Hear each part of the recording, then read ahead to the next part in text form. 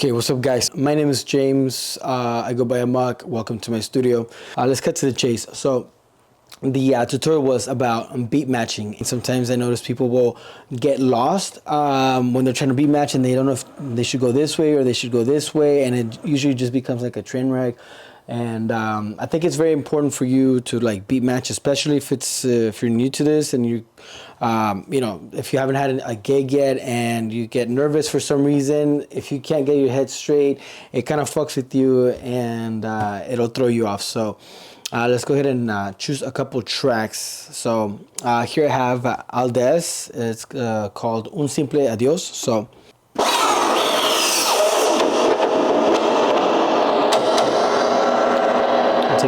we're gonna take out the reverb. Okay, so I'm gonna lower it down a little bit.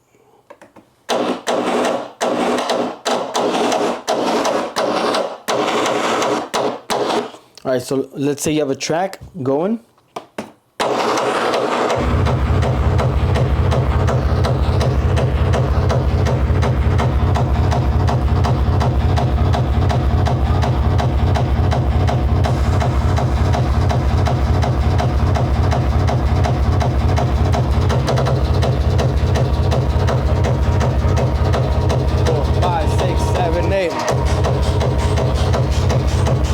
Okay, so I don't have any headphones, so I'm kind of just running tests right now. My headphones are somewhere, but anyways, so let's say I have two tracks right now.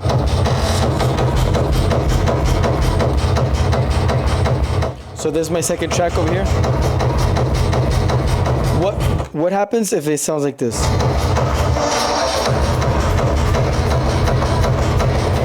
Obviously that sounds like shit. Pay attention. I'm not sure if you guys can see this.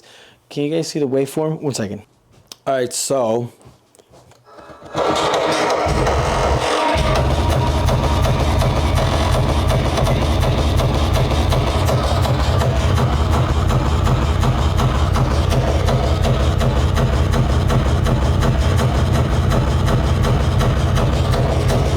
obviously they sound like shit. You can hear them galloping.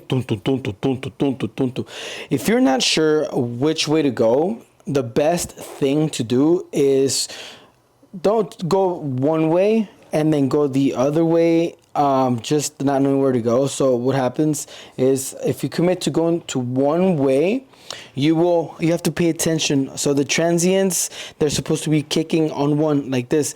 If they're off, the transients are going to sound kluk klunk kluk klunk. So you want them to hit at the same time.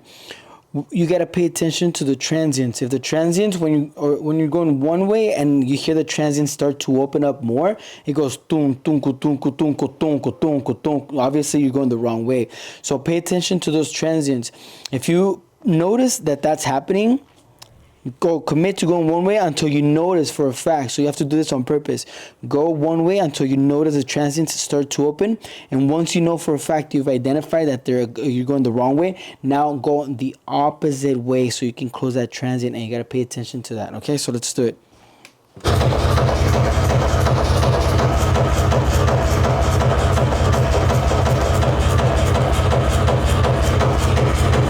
See, that's so much better. Let's try it again.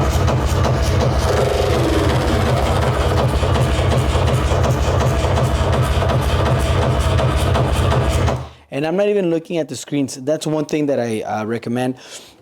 Is a lot of times you see like new DJs, they're using the software like Serato. They have the laptop and they're looking at the fucking screen on the laptop and they're trying to time it. They're like this trying to fucking time it, and that honestly is not gonna work because most of the time you're gonna miss it. And also, if you think about it, you have to listen to music with your ears and not with your eyes. So pay attention to that. Okay.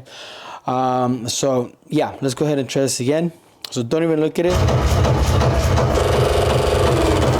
By the way, I recommend this. If you want to get good at beat matching, don't practice it while you're playing a set that you want to submit to a collective or somebody to listen to your set, because if you are practicing during your set, you're gonna get disappointed every time you fuck it up. Like you might go like 30 minutes with a good streak and then all of a sudden you have a hiccup and then it fucks up the entire set and you're gonna feel discouraged because you're gonna start all over, and that shit is that's not a good way to go.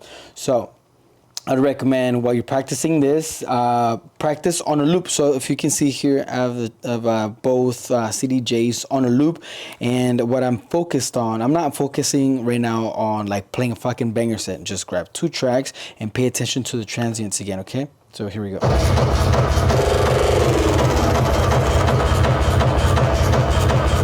You can hear them off like clonk, clonk, clonk, clonk. See? Right there, I'm going they're starting to open up too much. So what I'm gonna do is I'm gonna start to go the other way.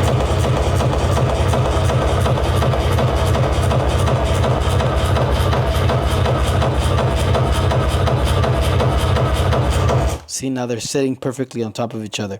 So this is why I keep doing this. Just fucking, I'll just spin it kind of aggressively, so I don't know exactly where the fuck I'm at. It's just gonna land on a random spot, and my job is to line them up without looking at the screens right here, okay?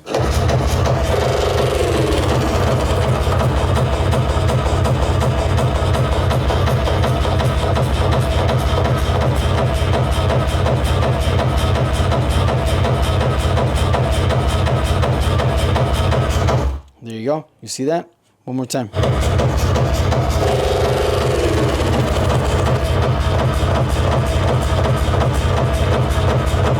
Okay, pay attention to the transient right now.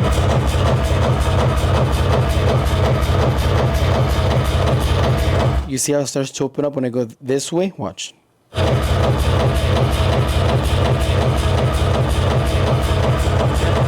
Alright, so my job is to go the opposite way now.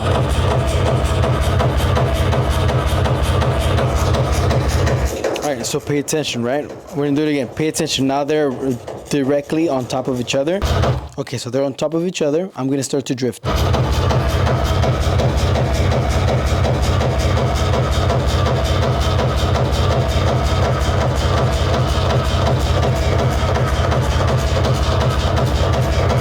You see how that starts to go from it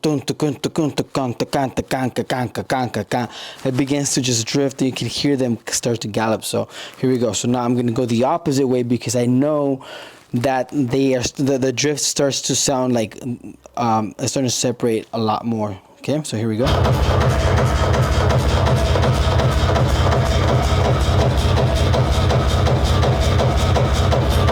And that's all there is to it. So anyways, thank you guys. This was basically just the basics of beat matching, but if you want to get better at DJing, there's another thing called phrase matching, and basically in a nutshell, one beat has 4 kicks, and when you get a cluster of 16, and that equals 1 phrase. So if you can cue the second track directly on the first beat of the first phrase, your transitions will sound a lot smoother because the structure of music tends to follow a formula like that. And so you got to kind of time it and feel it and fuck around with different phrases. So anyways, that will be another tutorial for some other time.